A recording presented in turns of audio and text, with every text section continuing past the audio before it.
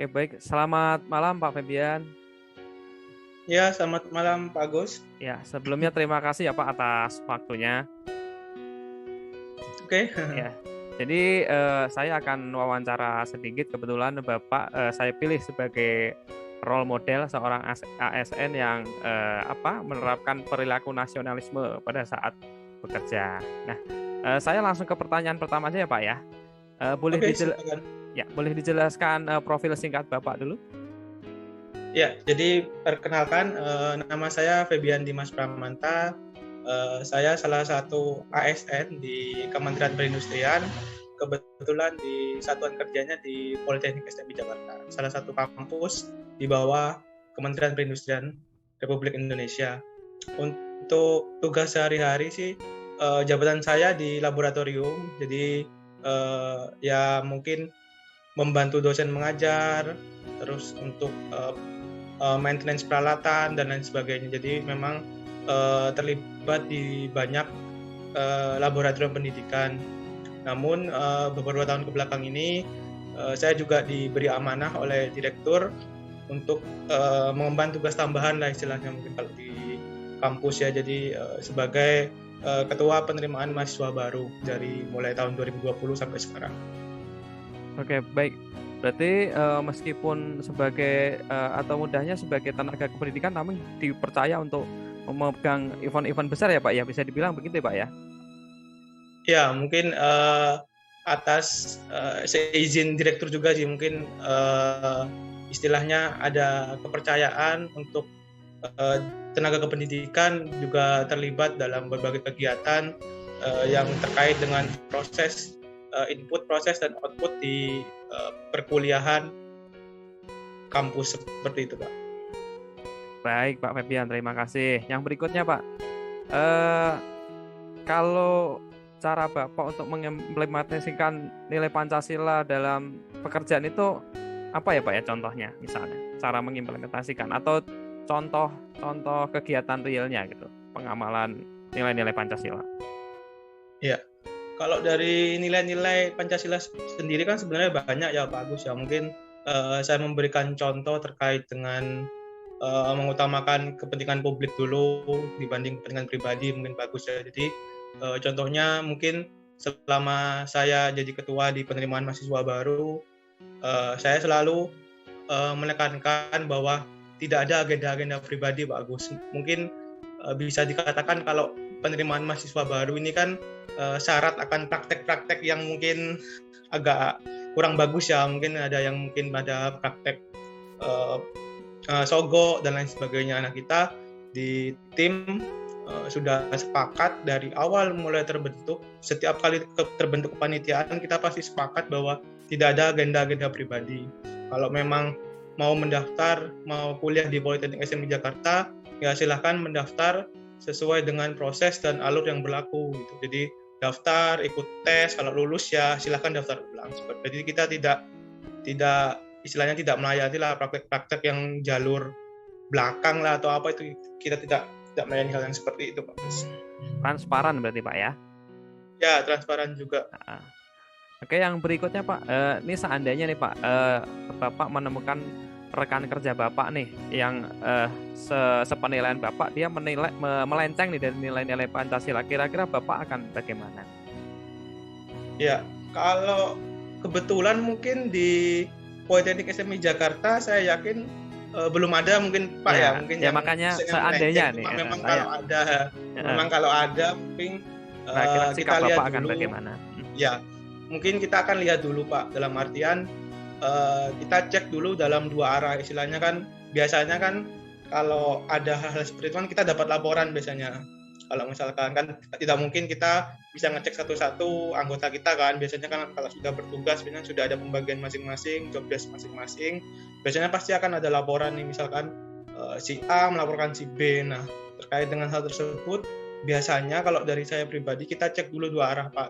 Apakah benar klarifikasinya seperti ini atau seperti itu.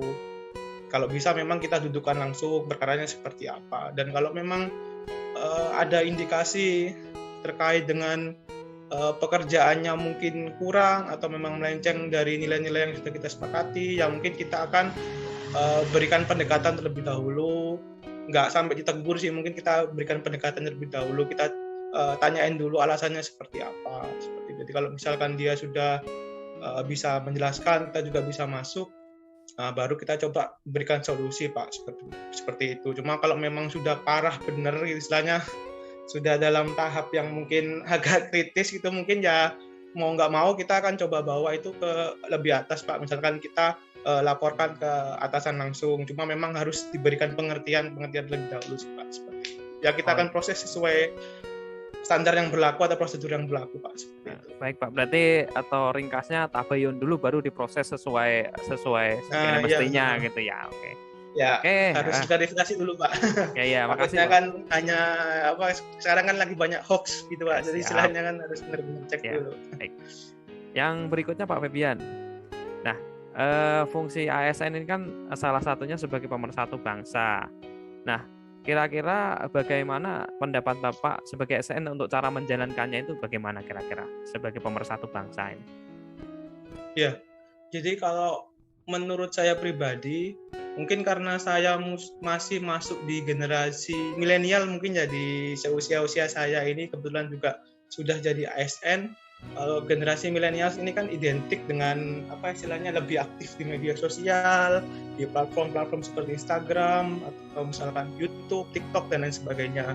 Nah kalau dari saya pribadi sih biasanya untuk menjaga nilai-nilai persatuan atau tidak memecah belah bangsa itu ya dari kita sendiri. Misalkan ada isu yang lagi rame nih, nah kita nggak perlulah untuk ikut-ikut untuk memanas-manasi keadaan. Setidaknya kalau memang kita punya rasa nilai care, ya kita coba cari dulu faktanya seperti apa. Kan kadang banyak tuh berita hoax yang lagi viral, orang percaya, kemudian sebulan 2 bulan lagi ternyata ketahuan beritanya palsu atau hoax seperti itu. Jadi mungkin karena udah tersulut lebih dahulu, meledak dan lain sebagainya. Nah, kita sebagai ASN mungkin lebih menekankan untuk mencari faktanya terlebih dahulu, dan kalau memang benar ya udah kita nggak perlu ikut manasin saja. Jadi cukup tahu kalau memang kita merasa keberatan, ya kita coba ajukan keberatan tersebut melalui proses hukum yang berlaku seperti itu sih Pak. Jadi tidak ikut memanas-manasi seperti itu sih Pak. Kalau dari saya.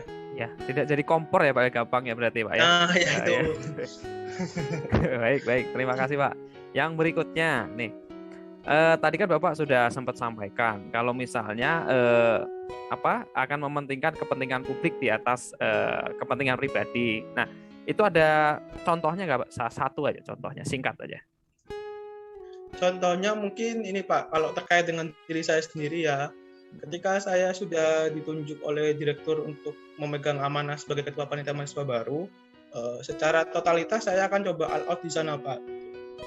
Namun pada prakteknya langsung kan semisal nih ada agenda yang tadi sih Pak, saya lebih suka menyontohkan agenda-agenda tadi Pak, yang ada misalkan ada orang luar gitu. Sering juga Pak, kadang orang luar itu awalnya tanya Pak ke STMI, tanya-tanya tentang penerimaan mahasiswa baru. Cuma makin kesini biasanya praktek-praktek seperti udahlah Pak, minta tolong Pak anak saya nanti adalah. Nah, hal-hal seperti itu yang sangat kita hindari Pak, karena memang apalagi Politeknik STM di Jakarta ini kan sudah mau masuk di wilayah bebas korupsi ya, di zona integritas juga Pak. Makanya hal-hal seperti itu yang kita hindari Pak. Jadi memang nilai yang kita jaga memang yaitu Pak, mengutamakan dengan publik lebih dahulu daripada kepentingan pribadi. Jadi nggak ada agenda pribadi dari setiap anggota Pak. Jadi bisa saya simpulkan Pak Febian ini profesional ya berarti ya, kalau bisa saya simpulkan. Iya Pak, bisa dibilang seperti itu Pak. Ya, oke. Yang berikutnya nih Pak Febian, misalnya ada atasan Bapak nih meminta tolong Bapak untuk mengerjakan suatu tugas di kantor. Nah, tapi kondisinya Bapak sedang WFH. Kira-kira gimana Bapak?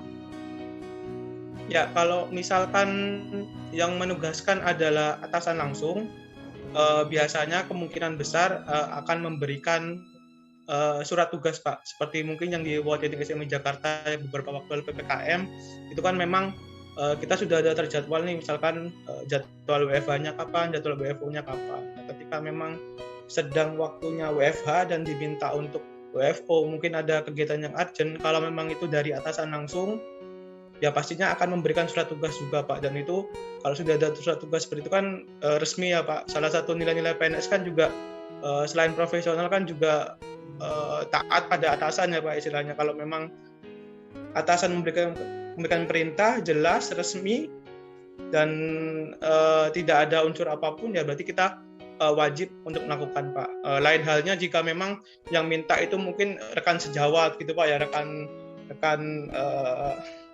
kantor ya, mungkin kalau minta ya kita harus tanya dulu ke atasan, dan kan minta izin karena bukan waktunya diminta WFO, kan juga harus ada surat resminya lah Pak gitu. Karena memang kondisinya kan juga sudah ada edaran juga dari pusat kan, jadi kita mau nggak mau tetap menjaga satu sama lain Pak, seperti itu Pak. Oke, baik. Intinya berarti kalau diminta atasan bersedia ya Pak ya? Ya, selama itu jelas dan resmi Pak, seperti itu Pak. Baik. Jadi kalau misalkan ada atasan nyuruh saya nyemplung ke sumur, ya saya tanya dulu, ini apa ini alasannya dan lain sebagainya, seperti itu Pak. Dan saya mungkin atasan itu juga nggak akan memberikan tugas yang di luar kapasitas kita, seperti itu Pak. Ya, intinya harusnya tugas yang baik ya Pak ya, harusnya Pak ya. Ya, tugas yang baik, pastinya tugas yang baik. Ya, ini yang terakhir Pak Febian. Ini yang penting nih siap. Bagi kami nih. Kira-kira apa nih pesan Pak Febian buat kami nih para CPNS nih ya tentang penerapan nilai-nilai nasionalisme nih. Kira-kira kalau terkait nasionalisme kami ini harus bagaimana nih sebagai CPNS?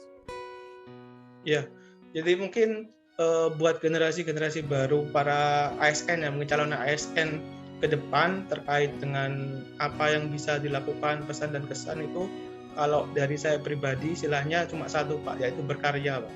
Jadi mungkin angkatan Pak Agus mungkin masih banyak yang muda-muda ya, usia 35 ke bawah dan lain sebagainya, masih masuk di usia produktif. Jadi kalau saya sih nggak terlalu sering menggunakan istilah bekerja ya, saya lebih suka istilah berkarya gitu. Jadi kita selain bekerja juga punya karya mungkin yang bisa dikumpulkan terkait dengan improvement di tempat kerja, mungkin ada yang di kampus, ada yang di balai diklat. Silakan tekuni karya masing-masing, buat karya yang bagus sehingga dapat mengangkat nilai satuan kerjanya juga, sehingga nanti output terakhirnya juga mengangkat nilai atau nama Kemenperin juga mengangkat nama Indonesia juga.